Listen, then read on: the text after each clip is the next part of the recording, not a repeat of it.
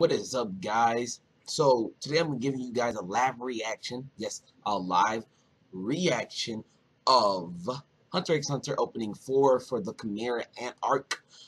So yeah, I mean, I'm pretty skeptical. I'm not. I'm hoping we see some good ass shit. I'm like, you know what?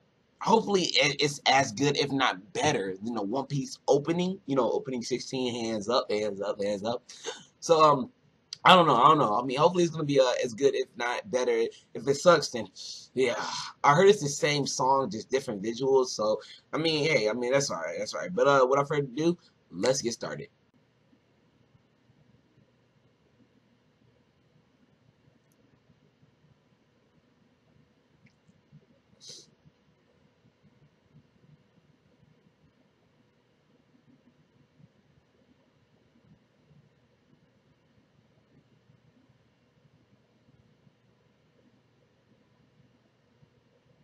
So,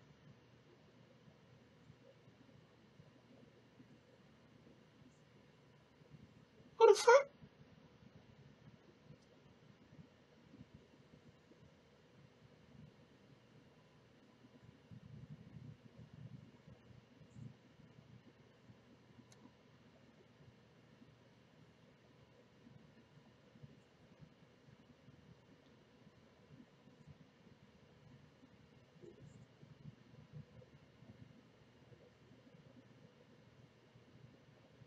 Wait, whoa, what?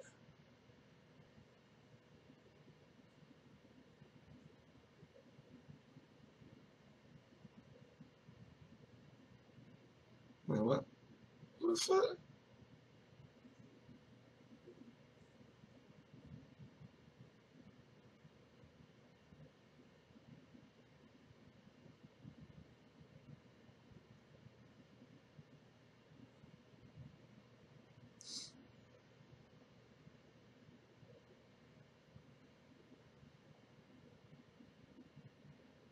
Okay. So the opening, I'm pretty sure it had the same song. It did have the same song. The song was very catchy. It's been the same song for a while. But the visuals were amazing. It's just a Chimera Ant arc, and and we see a lot of stuff. Now, the reason why I say what the fuck is because I think I saw the finisher page, but I don't think I did. Like, I don't know. I think I saw Kite as well. So very interesting, very, very, very, very, very, very, very, very interesting opening. I liked it. I liked it a lot. It was a really cool opening and had a lot to offer. And yeah, it was one of those openings where you say, "Damn, good opening." For the visuals, the song, okay, okay. But the opening it was good. I love the visuals. It was nice because we got to see the hunter, the person, the old man from the hunter's hands. I forgot his name. We got to see him. Got to see some of the Chimera ants. I guess something like that. So I'm really looking forward to this arc. This arc looks off. It looks like to be a really awesome arc. From what I'm hearing, it looks to be a really one of the best arcs ever. And I'm hoping, what I'm saying. So hey. But yeah, that's pretty much it. Not really much I can say because I mean the visuals were great. I mean it wasn't all that good, when it comes to the song, because the song was the same thing. But the visuals nice, Chimera and arc, and yeah. All I know is I'm ready. Are you ready? And I'm ready to jump my feet both in. Let's go. Fuck it, King Gates. Let's go. And what up, guys? So I'll also be giving you guys my live reaction to the ending 5 of Hunter x Hunter: The Chimera Ant arc. And yeah, I just realized that there was actually a new ending as well. So yeah, I'm gonna give you guys my live reaction. Then we're gonna talk about it a little bit, and then we can move on with the review for Hunter x Hunter episode 76. So without further ado, let's get started.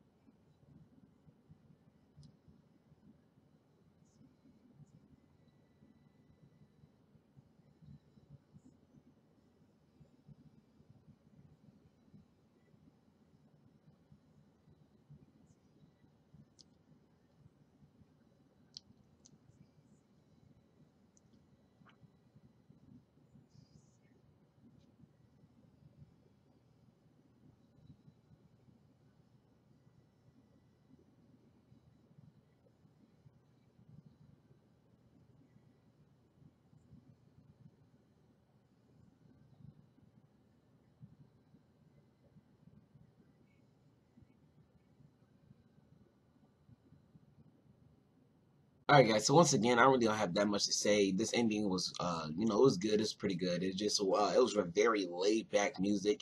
It was, just one of those music where you just put on your, you know, headphones and just read a book or just trying to go to sleep. It was one of those cool music, just those laid backs, feel type music. And then, there was like a little, picture. We saw Gon, and you know, we saw Kite, Ging, Kula, the Chimera Ant, and you know, the Master from Hunter Exam arc. We also saw Kula. You know, we saw Gon. You know, when his other outfit, you know, he's sad and whatnot. So it shows some previous events and some events that happened. You know, mainly with the whole Chimera Ant, and then it just showed them. I guess at the end, just them going to Kula, just looking at the stars and whatnot as the music keeps playing. So it's definitely one of those songs where you know you just lay back song, not the best, but not the worst at the same time.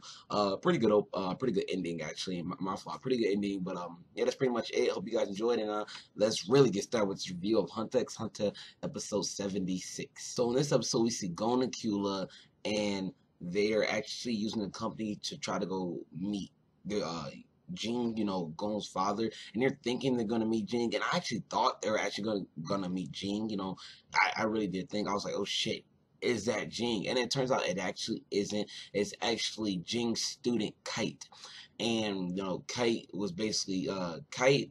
He had a master who was Ging, and you know, first Kite just attacks. I guess he has this little ability where he can take out something, and randomly 1 through 9 is different like weapons, and he chose like I guess number 6, and he got out like a shotgun, and he shot at these like Chimera ants, and this is how the Chimera ant art just starts. Like there was just like these little tiny ants, and one of them actually bit Kula, and Kite said if I didn't shoot or attack, for one, you'd be consumed by the Chimera ants, and two, you would have guys would attack me. So you know, no, I had to, you know, take offensive action first, and actually like that. He kind of was like a stubborn kind of character when I first saw him, because he was like another death wasted or some shit. Because I guess he takes like the littles of death personally, you know, with the whole Khmer ants and whatnot. He was like, oh, another death wasted or some shit like that. Another person I had to kill. And Gon, he was just thinking like, oh shit, like this looks familiar. And he says, oh wait, I saw you at Will Island.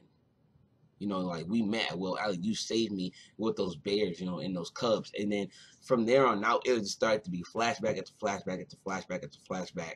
And it was interesting nonetheless. It was all right. You know, it was kind of cool. Like right when we introduced Kite, we get to see where he came from, how he met Ging, this, that, and the other. Basically, his life story in this whole episode. So I'm happy we got all this out of the way, and we don't have to see it down the road. I'm pretty sure we're gonna see a little bit of something, but hopefully, I'm happy that we got majority of it in this episode, and later on all the episodes just start picking up, because this was definitely a slow-paced episode. I mean, it was just basically just Kite telling his story, how he met Ging, and basically how he met Ging. He was just running. You know, he used to be a thief because he had no money, had no family, and he stole some bread, and everybody tried to catch him. You know, he loved animals and whatnot, and Ging somehow he helped him by using a crow so he wouldn't get so Kite wouldn't get caught. And then somehow Ging actually knew where Kite lived, and fucking it was weird because Kite had dogs. This nigga had like this nigga had a horse. So I thought that was weird nonetheless, but interesting.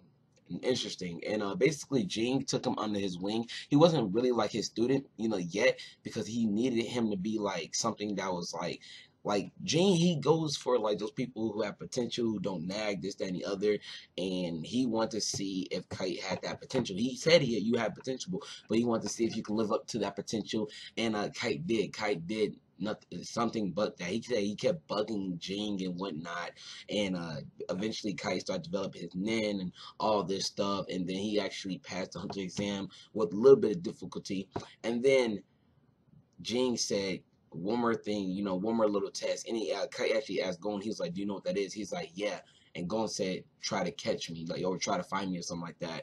And, you know, Kite, I guess he said for like months or maybe even years, he tried to go find Ging, because I guess Ging is among the best because he has a triple star. And that's you get a triple star if you do extraordinary things and whatnot. And he's among the best. And they know how to conceal themselves. And then Akula saying like, oh, that's just like an all-powerful Zetsu and whatnot. And Kite actually did find Ging over by like Whale Island, because you know, Kite told you know, Ging that I found a little kid, and Ging said, oh yeah, that's my son. He said like he wasn't surprised. And then we found out that Ging has everything going according to his plan. And I thought that was really, really interesting. Like everything's going according to his plan.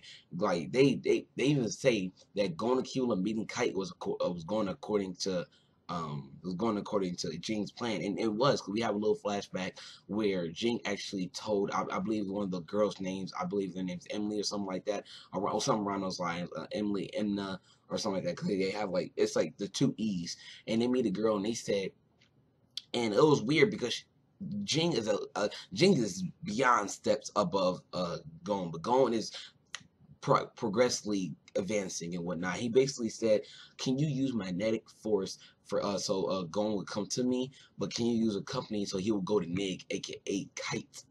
And Kite was not even aware of this. He wasn't aware of this. He basically, Ging took him to a game. He said, "Go under the alias of Nig." I know I keep using interesting a lot, but I really find it interesting that Ging is one step ahead of everybody, one step ahead of Kite, one step ahead of Gon, and he just plans everything. And I love it. I like it. Like, you know, Kite was basically his student, and Kite wasn't even aware that he was gonna meet Gon again. You know what I'm saying? I wonder. I like, and then they even said this. Like they wondered that Kite meeting Gon at Will Island was that planned. You know what I'm saying? So I think I feel like Ging is one of the most smartest, best hunters ever, and I can't wait to see the dude in action. He's like Dragon in fucking One Piece. He's like Dragon in One Piece. Once we see these motherfuckers in action, it's gonna be a one-time thing, and they're gonna cause destruction. It's gonna be crazy. Oh my god, I can't wait. But so yeah, I basically was saying like Ging was saying like going to the one of the e-girls, he was saying like, can you use my magnetic force for Gon to come find me, and can you use a company for them to go see Nick, aka Kite? And the reason why he wants to do that is because he don't want I guess he doesn't want Gon to bring any of his friends with him. You know, when he meets them, I guess he's going to have that one-on-one father and son bond time. I guess that's really understandable. But he said it makes them gutless, and I don't think that makes him gutless. I think that makes him a better character and a better friend, actually, and a person who can like has more courage and whatnot. If you have more friends, because you're willing to go leaps and beyond to save and protect that friend. So I don't know. Definition of, you know, gutless is very different, I guess, to me and Ging. You know what I'm saying? But he is the best hunter, so I'm not gonna, you know, I'm not gonna say shit. Just gonna throw it away. So yeah, basically, Gon and Kula and Kite were basically talking. Kite was telling everything about Ging to Gon, because Gon, he was interested, and you know, when Kite finds out, when Kite actually found out that Gon was actually the son of Ging, you know, they just kept talking. Gon was talking about how he went to Greed Island, and he met Razor, and he met List and Yoon, and the two E-girls, and like, you know, 10 of his friends, and you know, all this shit. And then Gon kept saying like, oh shit, maybe in Greed Island, maybe all that stuff was planned for him to meet Bisky and Tezra and the Bombers, Genthru and Gonaru and all this shit. And I thought that was really interesting, you know, for Gon to actually think about that. And it was kind of funny because, you know, Gon was saying like, oh shit, like he tricked me, you know what I'm saying? And you know, Ging is just one step ahead of everybody and whatnot. And it was kind of cool because Kite said, he kind of told Gon, do you want me to tell you the whereabouts of where your father is?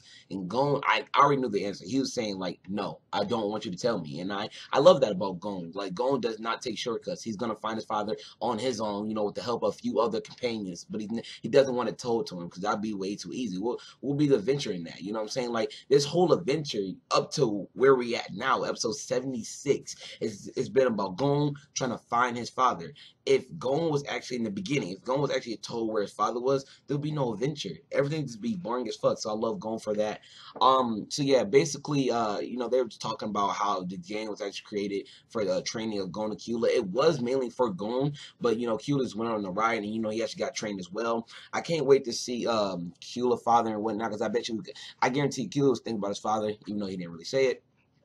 So I believe that's pretty much it. Oh yeah, and I guess you want to say kind of the most important part, I guess, maybe, sort of, not really.